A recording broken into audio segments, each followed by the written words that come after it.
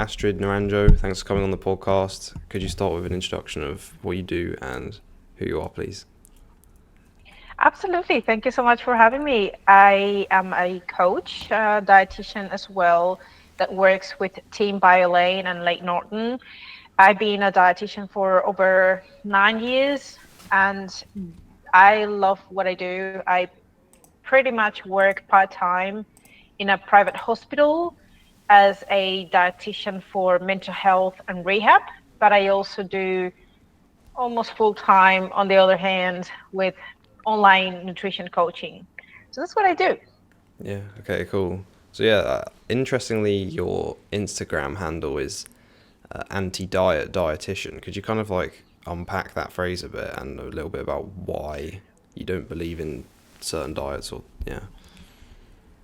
Yeah, it is a bit of a interesting handle because it sounds like I am completely anti any diet, but it's more so anti crush dieting. As like the diet per se, like we diet per se is just everything we eat, right? But when we think about the term diet is implemented for calorie deficit more so than for anything else, is a little bit of a topic where before a few years ago, and even more quite recently, there's like this movement anti diet and like anything that it relates to weight loss or macro counting is bad for you and you shouldn't be doing that because that is all going to be triggering for your mental health and you're going to like diets don't work and you will be always stuck in your weight even if you try any diet.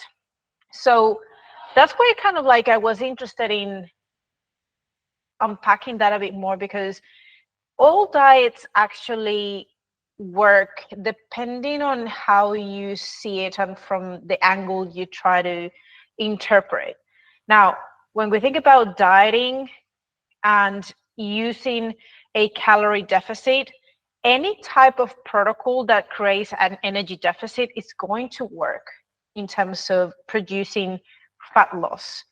The problem seems to be that when we think about diets don't work, we think about people not necessarily not losing weight, but not being able to maintain the results over time.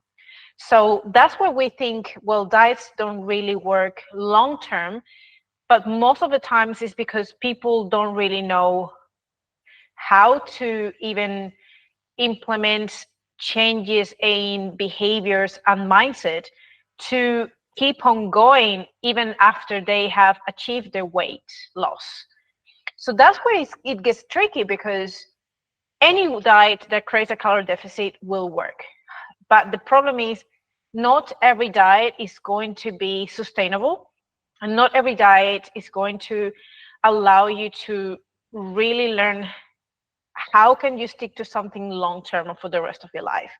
If you do something that is unsustainable or is really hard to stick to, even in the short term, because it's just so restrictive and it doesn't teach you anything that you could actually be doing without necessarily following something too rigid, then is when you start thinking about, well, how can I maintain this over time?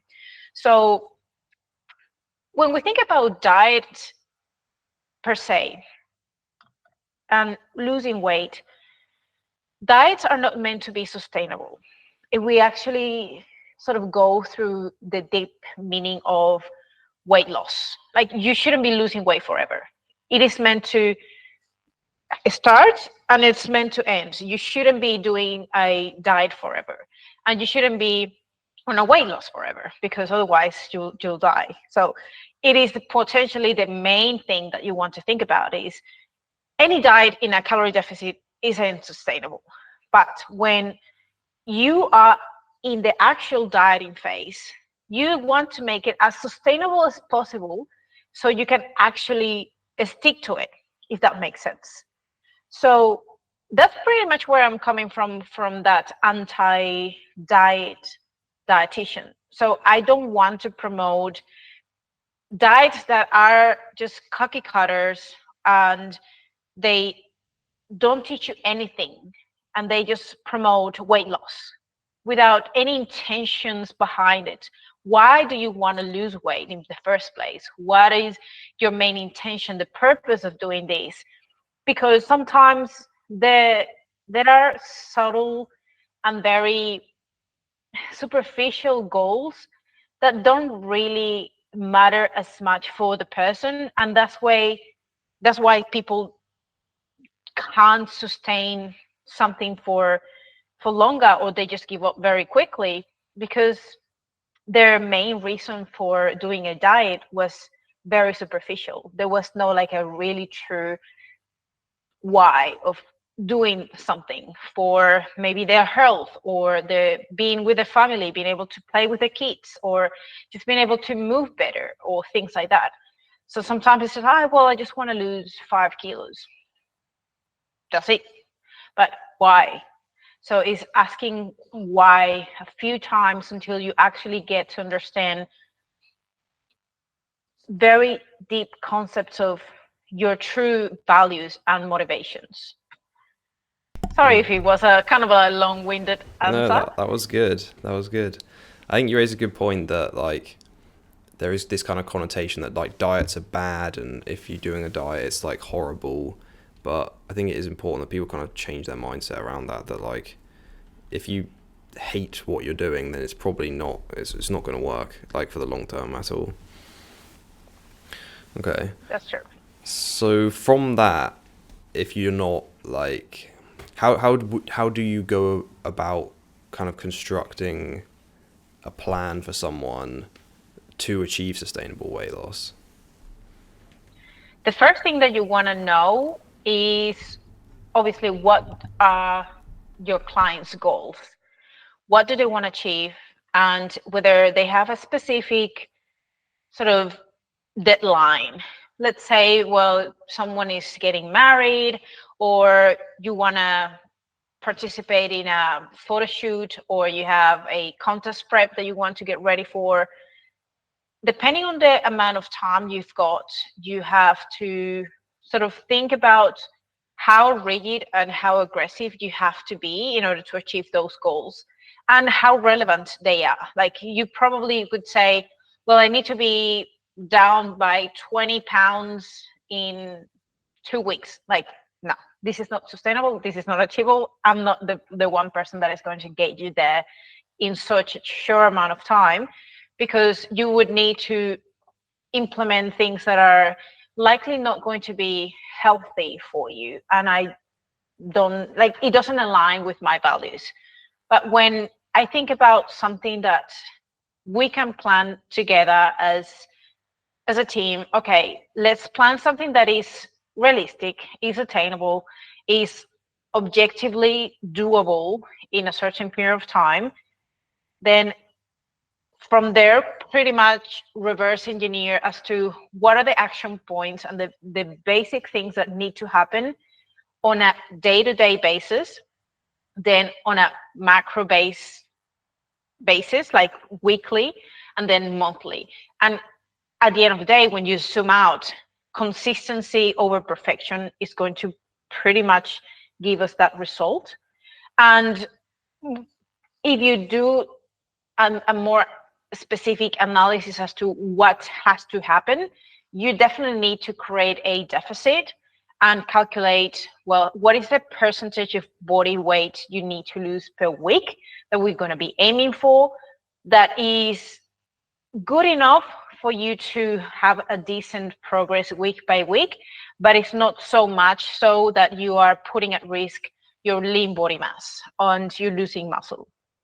And that is a true number of calories that are going to allow you to perform well, have the adequate amount of energy to do your resistance training, to do your exercise, to feel like you can function throughout the day.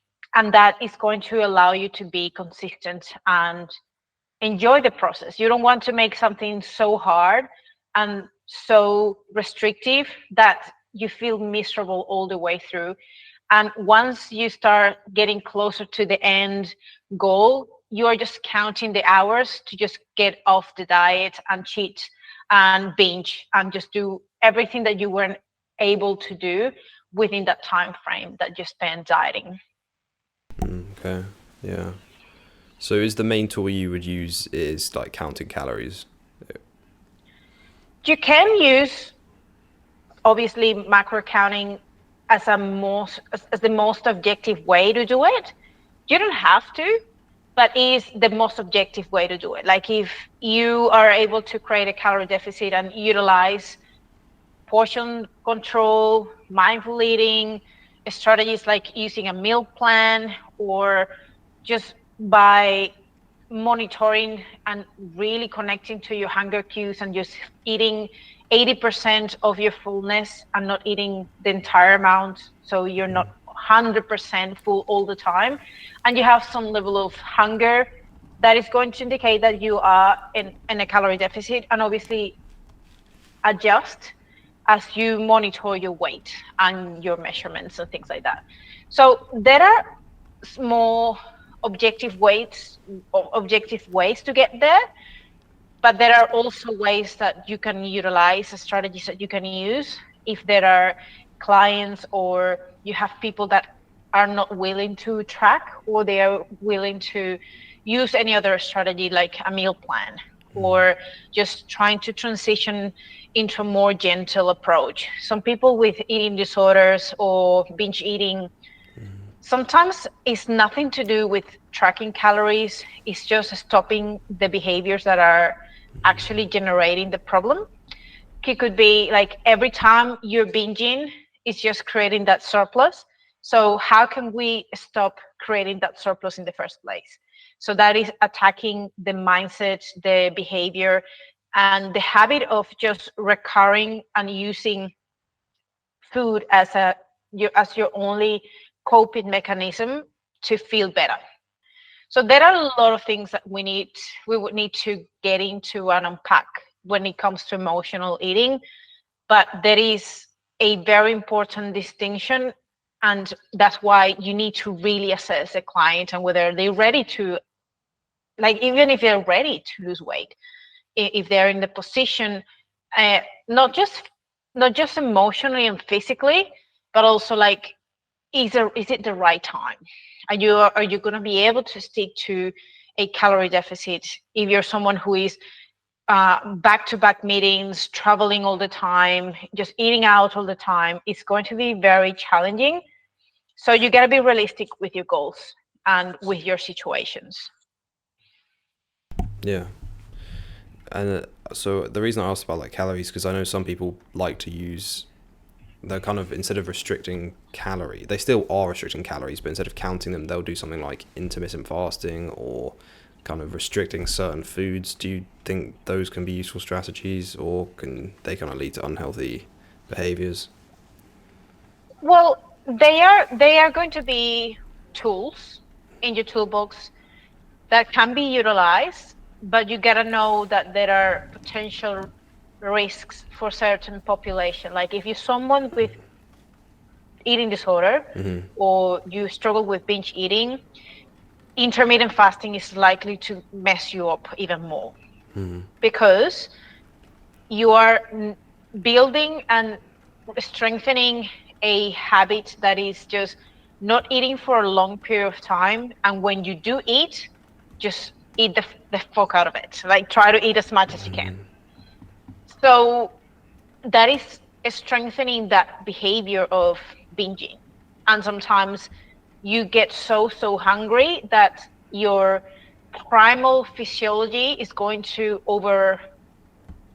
pretty much override your willingness to try to be mindful or listen to your hunger cues and stop when you're 80% full. You're likely unable to listen to that if you're really hungry. And in order to actually do that, you have to know what hunger feels like and extreme hunger feels like. So people that are doing intermittent fasting can experience that amount of hunger at a certain point. So Someone who is pretty cool, pretty easy with their diet, their appetite is actually decently manageable, and there's no history of eating disorders or disorder eating, that could work for that person. Same when we think about keto. Like if you always have enjoy eating higher fats, no lower carbs, you're probably going to feel like that is a very easy way to just reduce your calorie intake if you reduce some carbohydrates in your diet. But at the same time, some of these extreme or more restrictive diets can reduce the availability of certain nutrients that you can start lacking of. And then you need to be aware that if you get deficient or become deficient in some of these nutrients, then you start paying the high price. They start feeling that maybe you have anemia, or you start having constipation, or you start having issues with your blood sugar, or you start having issues with your energy levels, whatever. There's so many things that can go wrong. But if you somehow can be smart about it, supplement if you know that there is something that you're missing out of your diet, it could be perfectly fine and sustainable somehow. But again, this is going to be very specific and comes down to be very individualized. Someone decides that they want to do it because they feel like that matches well with their personality and there's no risks beyond that, then they can try those tools and see how that goes for them. Uh, what are some of like the main nutrient deficiencies people can run into? Um, well, for example, when we think about a keto diet, you are potentially missing out on fiber, on prebiotics, probiotics that are mostly on carbohydrate sources. You're missing out of, like, if you're not eating much vegetables or fruits, you also losing potentially like vitamin C, vitamin A, lots of different vitamins that you get from fruit and vegetables, and like all cereals, you get a lot of these resistant starch that are very helpful for your gut health. So you could be running low on those things, or you may not, because again, it Depends. depends on how well the variety in your diet is, and if you're trying to use other foods that are still good sources of those. Like let's say your diet is very high in nuts and seeds, and you're also getting adequate amount of, like, let's say, green veggies that are lower in carbohydrates. That could be an option. Like there's nothing wrong about it as long as you are smart about how you structure your diet. Same as like when we think about vegan diets. Vegan diets could be very healthy or could be very unhealthy, because you can base your vegan diet on just lots of things that are really, really high in carbohydrates, really low in protein, ultra processed foods that are vegan, but they are very low in nutrients. So again, it's how you present and how you structure your diet in the get-go. Yeah, I have a question about like kind of cheat meals and allowing yourself to kind of eat some, I guess, classically more unhealthy food. Because I know you're, from my understanding, you're not really a fan of completely cutting out like everything you enjoy, so like chocolate or sweets or whatever it is. Can you talk a bit about that, please? Yeah, so I don't like using the word cheating or a cheat meal because it has a negative connotation on, like, you gotta eat things that are forbidden in your diet because you shouldn't be eating those. But when you shift that mindset, it is a little bit more gentle to and more and feels more like a bit of a mindset shift that reduces the risk for you to, when you do have these allowances, to go desperately, like with this scarcity mindset of like, this is the only day I can eat this, and I cannot include this any other day because they are bad foods or they shouldn't be part of my diet overall. So basically what you're doing is you're taking away the restriction and allowing putting every food on the same sort of a spectrum. Like there are obviously foods that are more nutritious than others, but there's not like these are good foods and the bad foods should be completely eliminated. So just shifting that perspective and allowing your body to, oh, allowing yourself to just experience, like if you do have a craving, would it be better if you just allow yourself to have a little bit of that? You enjoy it, you eat it mindfully, and then just move on, instead of completely saying to yourself, I shouldn't be eating this because this is bad. I will just hold on to it. Am I do will I have it sometimes? I will just eat it when I can do a cheat day or something like that. But the problem seems to be for, and again, this is going to be different for individuals. Some people are totally fine. They go on their day and they have a cheat meal, which is just a higher calorie, highly palatable meal, and they are easy. They enjoy it and they get back on track. There has just no issues or no consequences. But there are another group of people that will have this idea that this day they can eat everything they can, whatever they want, and it just becomes a massive binge that could ruin all the progress they made in the past week, because it's just a full override amount of calories. Or it could be that creates a kind of like a bit of a dark feeling, like they just start craving for more, and then just sort of start needing to eat more, wanting to eat more of those foods because they're not allowed somehow, if that makes sense. I think so. I think I'll be interested to hear what your opinion is on this, because I know some people have kind of made the comparison that, like, if someone has come from eating loads of ultra processed foods, say someone's smoking and they want to quit smoking, you wouldn't tell them to like smoke every now and then. That wouldn't really help with cravings. So I'm not sure this Hmm. applies to everybody, but I think some people, it can be easier if they just kind of get rid of all the ultra processed food, because then they're not like tempted back to eat more, if that makes sense. Like, it can be a bit of a slippery slope sometimes if people start eating a little bit and then a little bit turns into a lot. Yep. And I totally agree with you. And I think the point is, one, self-awareness and identifying where you're at in your journey. There is an appropriate time that it is going to be healthy to say no to things for a period of time, and there will be a time that is going to be healthy to allow and say yes to some foods certain times, if that makes sense. It's the same that when you're trying to cut out, like you're depend on that you really have an issue with alcohol or smoking. Like if you have, when initially you have to cut it all out, and you can't just have a bit of here and bit there, because it's just going to be super difficult to completely eliminate that habit and that dependency. Same when you are used to eating lots of ultra processed foods, that is like you feel like there is a huge amount of cravings. The diet overall is quite poor. So there's no like healthy habits or any healthy mindset and structure around your diet.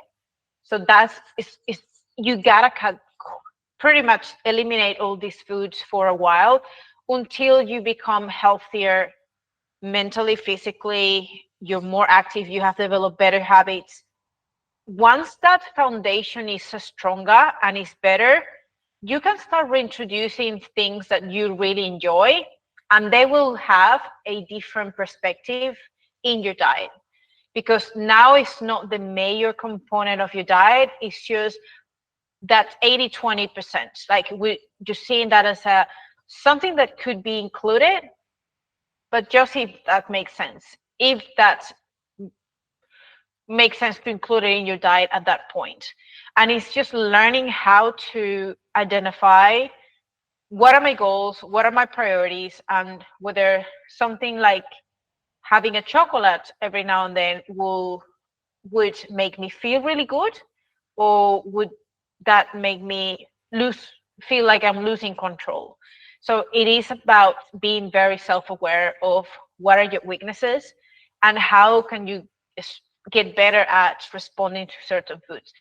Some people that have been dieting for years and have had a very poor relationship with food and all these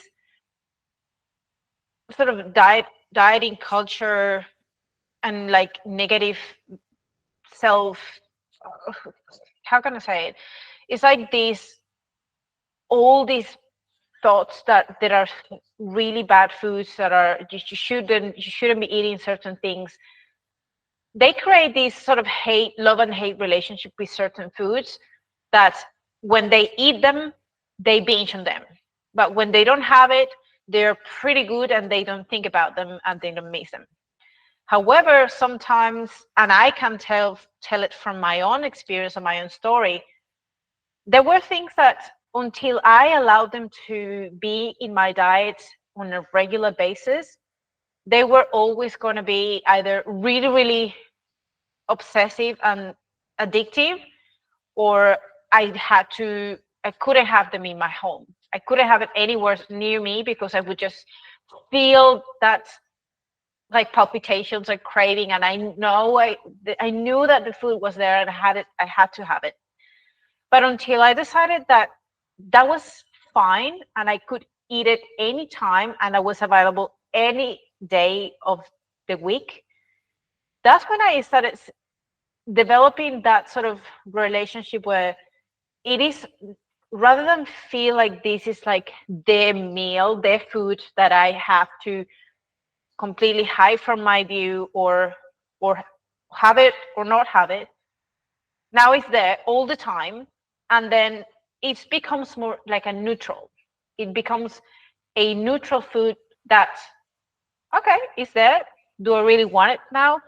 Actually, I want it, but maybe I don't want it now. You don't feel like So you need it's, it. yeah.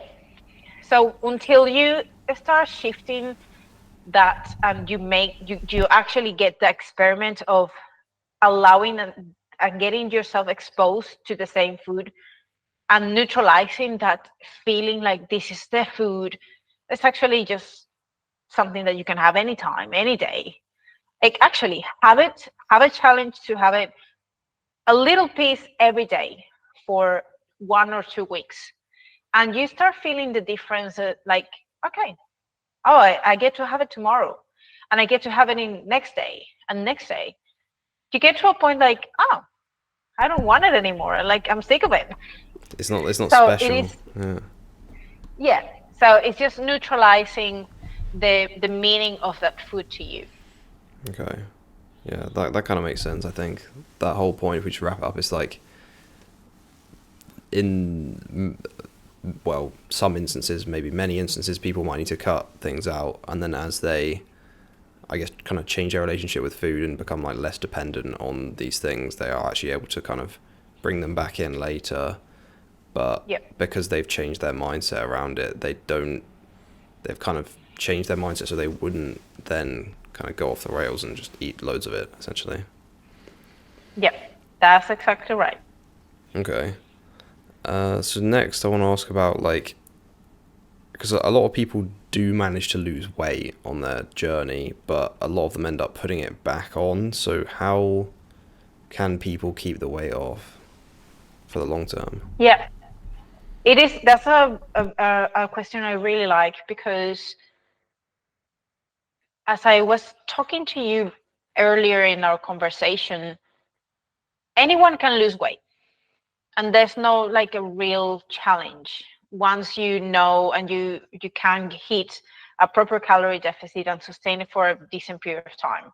But the thing is, in order to lose some amount of weight, or a considerable amount of weight, it's not just about the calorie deficit.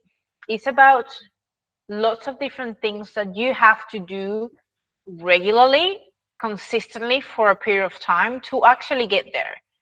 Like it is not just about losing the weight. Initially, if you have a lot of weight to lose, maybe just by creating a calorie deficit or exercising more is going to happen. That weight loss is going to happen.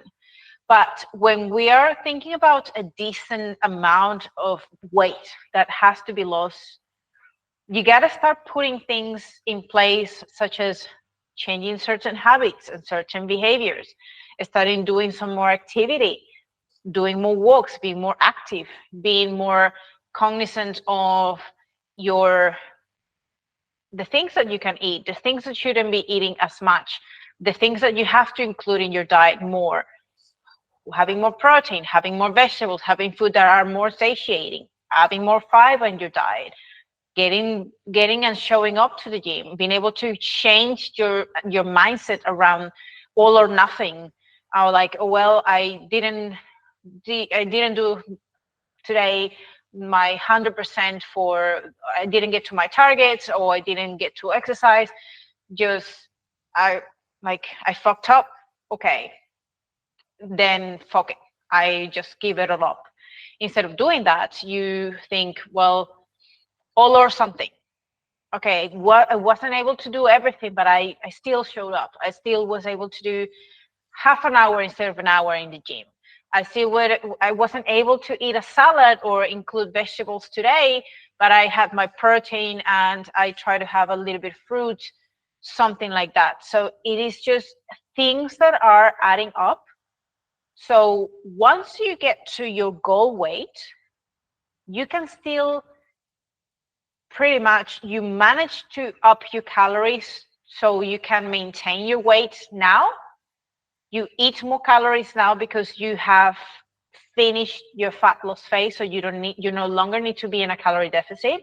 But now you're going to continue implementing all the things that you did in your fat loss phase.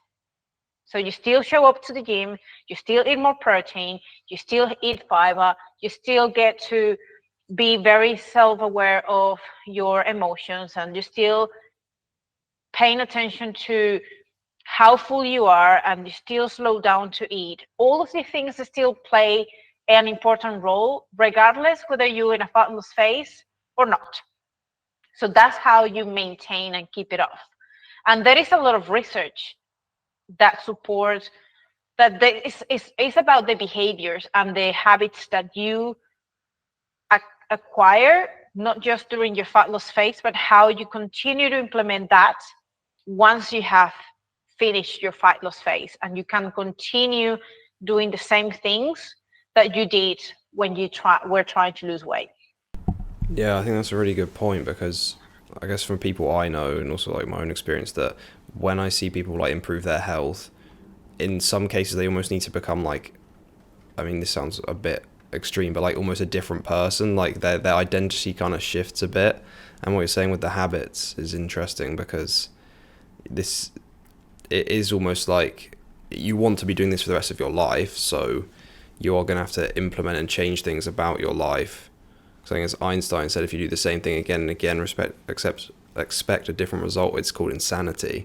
So that is, I think, a part that people don't really realize is that they kind of think for the short term, and then they're like, oh, I'll just finish this, and then they almost think they can maybe go back to the old things they used to do. But I mean, obviously you don't have to change everything, but some things are going to have to change a bit. Yeah. You've mentioned like going to the gym quite a few times and like resistance training. Would you recommend that everyone be resistance training? I would say yes. Obviously, I wouldn't recommend it to someone who's, like, I don't know, 200 kilos and they are unable to do that much resistance training because they are already having a very decent amount of weight that they are dealing with. Mm-hmm. So for example, they could just do things that are body weight or just engaging with daily movement. Obviously, depending on your baseline, you would be benefiting from doing resistance training. And mostly if you're going to go into a road of trying to improve your physique. So whether you are a skinny fat, or you're someone who needs to lose weight over time, or you're someone who wants to recomp or gain muscle, resistance training is going to give you that stimuli that is going to shape your body to actually look like it has a form, and you can grow specific areas of your body that will give you that nice shape that you could ever dream for a body that has some shape. So it's not cardio, it's not doing hundreds of exercise and or like jumping jacks or running. That is not going to give you the shape that you want for a slim shaped tone body.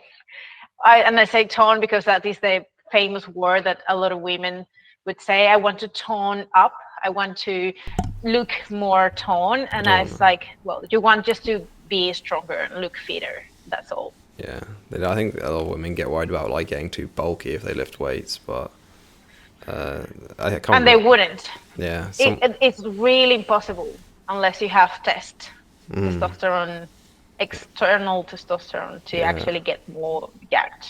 I remember someone And you saying. have to train hard to get Yeah, there. I remember someone saying like it's kind of like someone learning to drive, saying, "Oh, I don't want to learn to drive in case I accidentally become like a NASCAR driver or something." And Yeah. it's like you don't really end up looking like some crazy bodybuilder unless like you don't do that by accident. Like you have to really be aiming for that.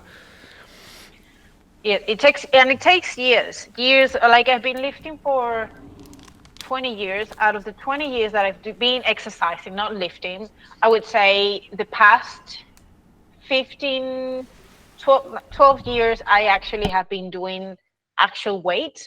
But I could say over the past 7 years, I have actually followed an like a design program that I actually follow with progressive overload and actually doing things the right way. So you could say like this is not about how many years you've been exercising, it's how many years of experience and actually doing the right thing is what matters. So you could be exercising for 20 years and have don't look like you actually exercise. It's more when you start putting in place not just the knowledge but following a relatively good aim program that is going to give you the results you're looking for.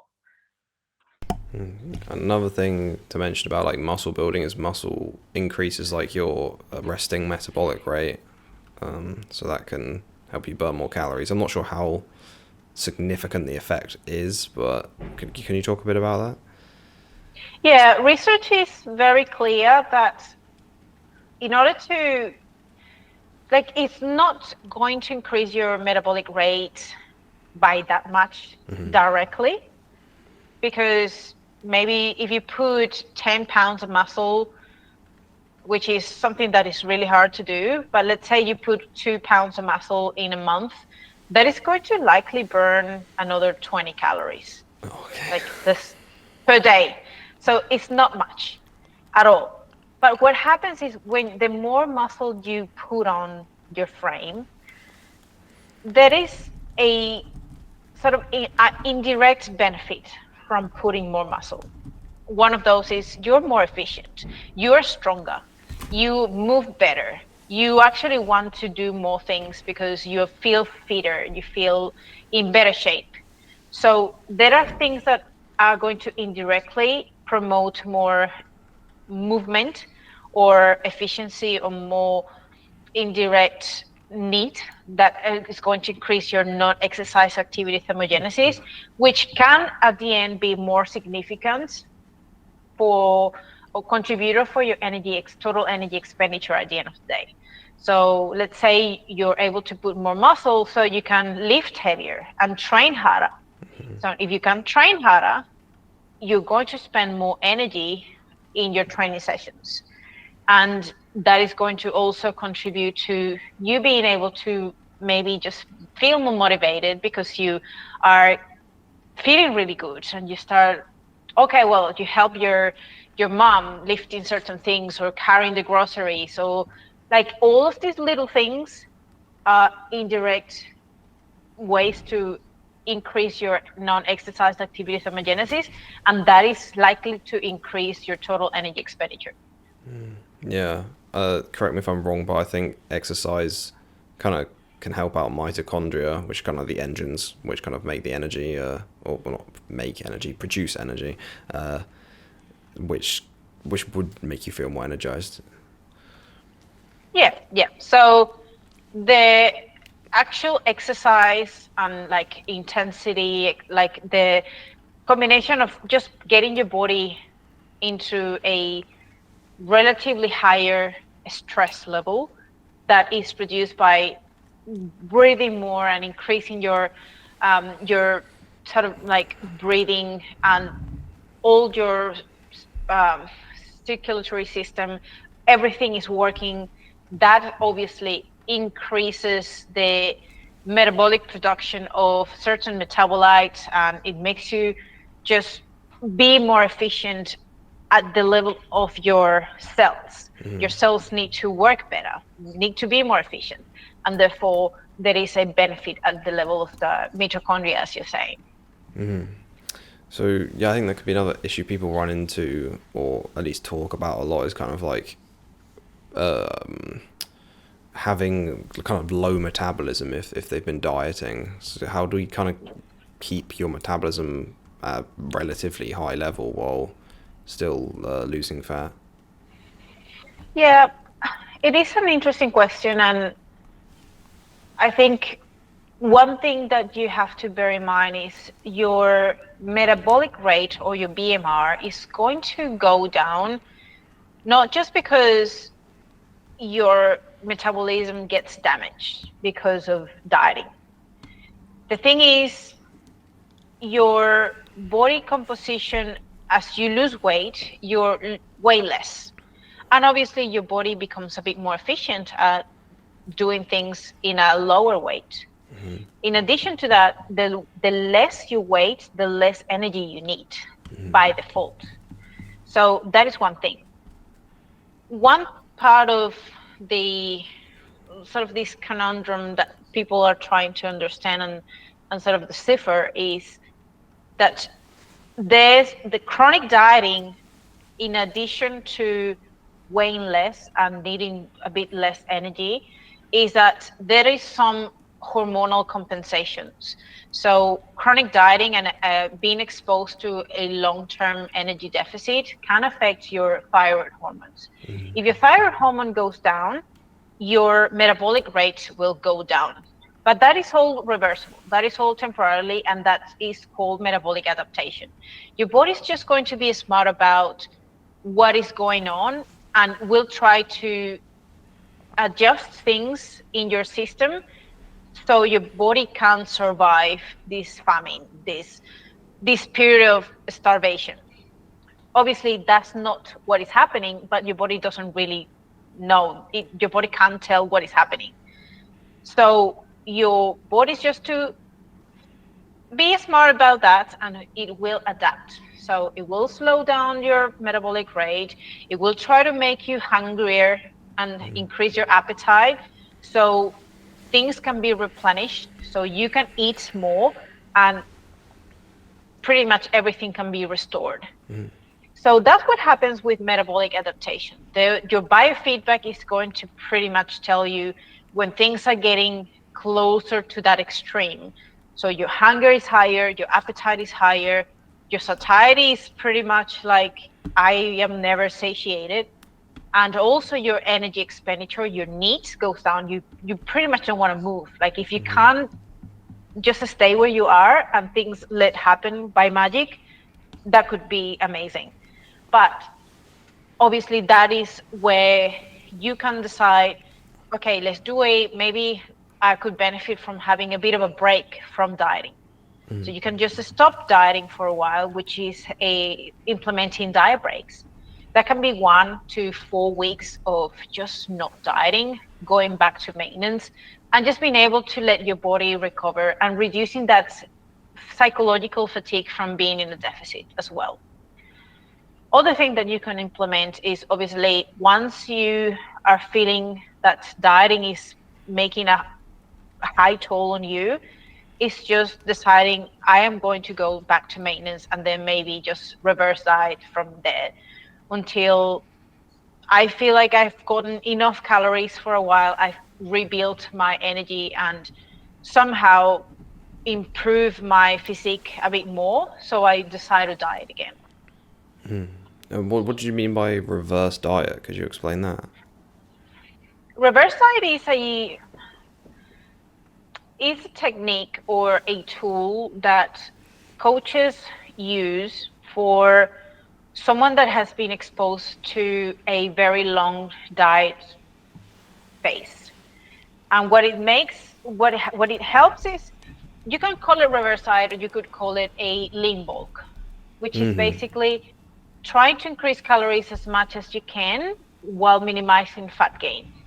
And that is a slow procedure that you add calories week by week until you can somehow reach a slight surplus beyond your calorie maintenance and still not gain fat, if that makes sense. Would you say you would cut? Wait, hang on. How does that work? So you lean bulking. That term is easier for me probably. But you're saying It is the same term. you It's gain a just little like fat though, no? you get, but not as much. Yeah, Like yeah, it is what I'm saying is you're trying to minimize as much as possible fat gain yeah. while putting on more muscle or while increasing your calories as much as you can. Okay. There is going to be a slight weight gain and there's going to be potentially some fat gain in the process, but it's not as much as you could potentially experience if you do like a proper building phase where you're a little bit more aggressive in that sense. Okay. I thought you just said there was a point where it would get to where you didn't gain any more fat, but I'm not sure if I heard that correct. No. You will gain some, but it also depends on what is your client's mindset and how slow or how fast are they willing to go. Would you say if you have more time, it is generally better to kind of lose weight over a longer time period, a bit like less aggressive than kind of shorter term and then really kind of cutting calories a lot? Or is That it? goes back to the person. So someone who is like 300 pounds, you probably want to gain some momentum and potentially even at the beginning without many changes. If you do a few little things, that could increase their weight loss by a lot, just initially. And that really helps them gain a very good momentum and motivated and also makes them feel better. So it also depends on whether there is where when health is at risk or there's something at stake. That let's say if you don't lose 10 kilos in the next 2 months, you will have liver failure or like there's actual risks for X amount of things that could potentially be going wrong. So in that case, you have to be aggressive. You have to like this no-brainer. It's like there is no time for us to work with sustainability. We have to do things a bit more aggressively. People that are going to have a very thorough, very big surgery, they have to lose a lot of weight if they have a lot of fat in their abdomen and around their liver because the increase of the complications are higher. So they need to lose at least 10%, 10 to 20% of the body weight in very short period of time to reduce any complications, any risk in big surgeries. But if there's no issues, let's say you just need to lose 10, 20 pounds, you're in a decent, you may have a bit of a high body fat percentage, but nothing is like urgent. It's not like a huge risk for your life.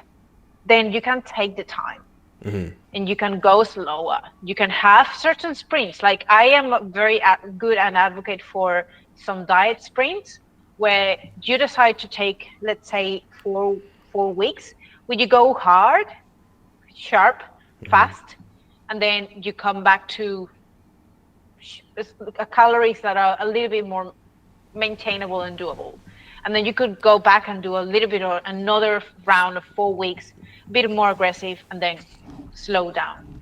So that is really, really good strategy that even Bill Campbell and this research around this sort of like a bit more aggressive diets for a short period of time, and then you just slow down a bit or go into a diet break or maintenance.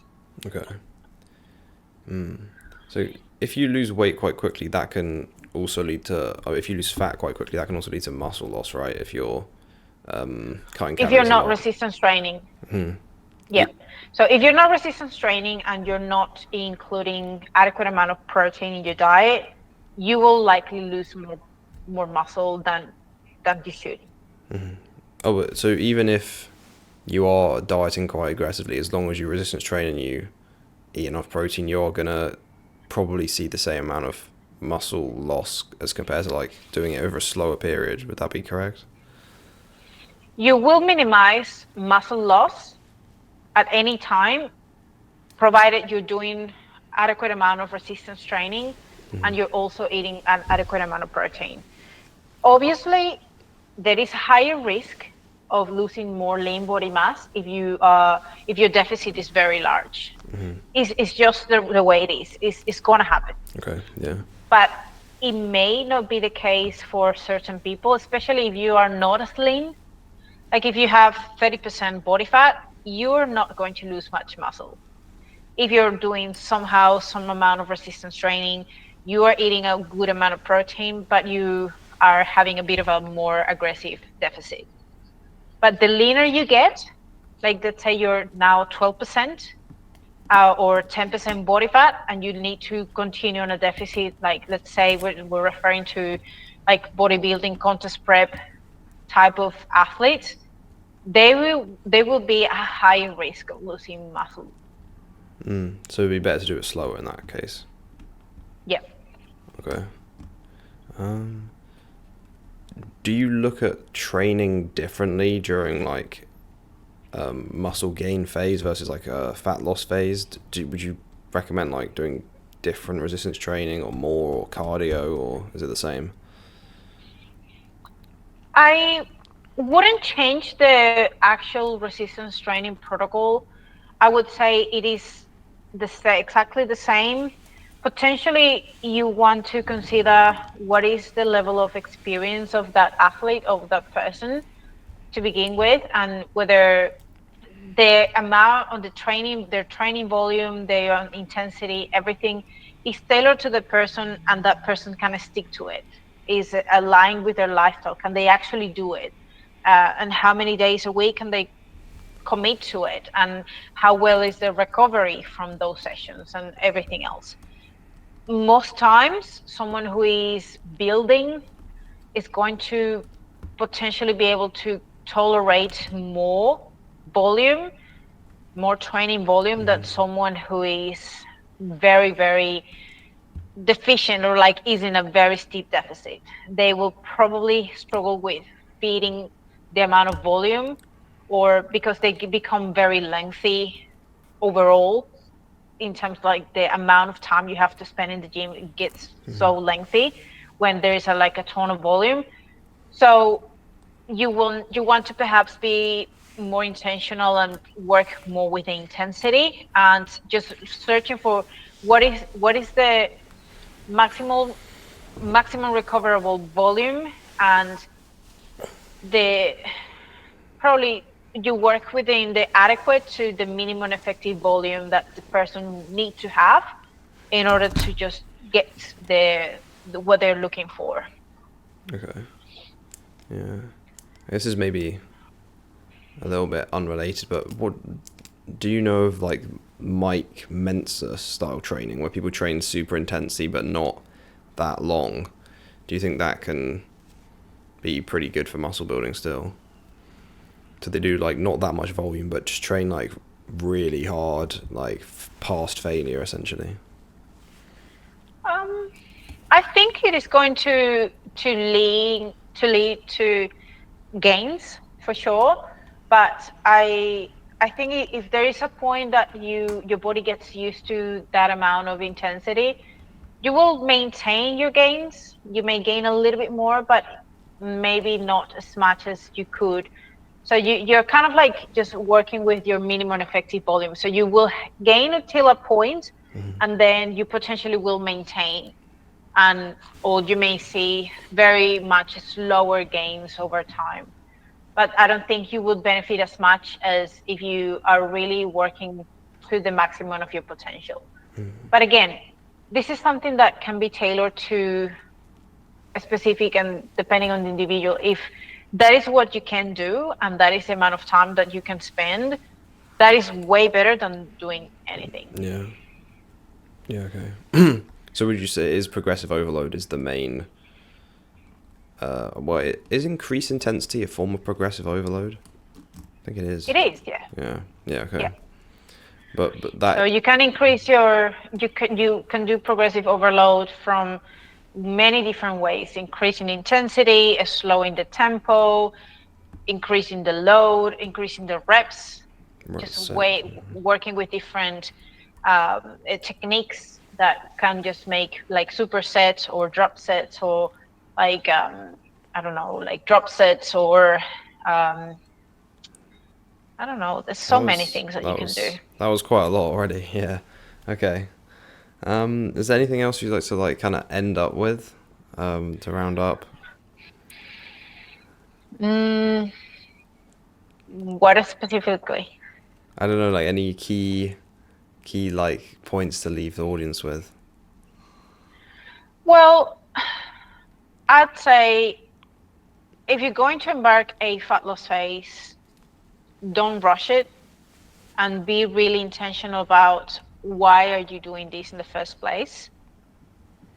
Don't be someone that just thinks all or nothing, but try to reframe that to all or something. That is just going to be such a big changer in the way you approach things. And if you can't be perfect, aim for being consistent. Yeah, that's very good. I think the main things for me is like from this conversation is you kind of want to change your habits. I mean, if you've probably heard it before, but like systems over goals. That you can have these great goals, but if you don't change the daily habits, that's the thing that's going to get you there.